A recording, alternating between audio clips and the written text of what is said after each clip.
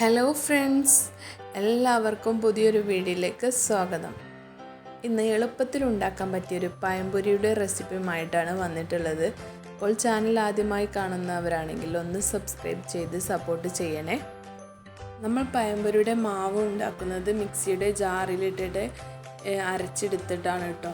അപ്പോൾ ആദ്യം മിക്സിയുടെ ജാറിലോട്ട് 1 കപ്പ് മൈദ, 1/2 കപ്പ് കടലമാവ്, 1/2 കപ്പ് അരിപ്പൊടി എന്നിവ എടുക്കുക.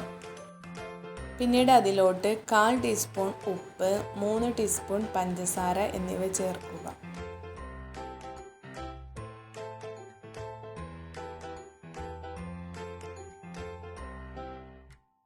പിന്നെ ഇതിലേക്ക് 1/4 ടീസ്പൂൺ മഞ്ഞൾപ്പൊടി, 1 നുള്ള് ബേക്കിംഗ് സോഡ, 3 ഏലക്കായ, 1 എഗ്ഗ് എന്നിവ ചേർക്കുക.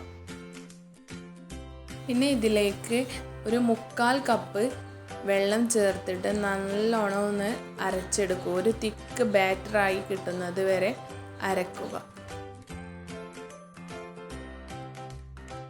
ഈ മാവ് കുറച്ച് നേരം റെസ്റ്റ് ചെയ്യാൻ വേണ്ടിയിട്ട് വെക്കുക.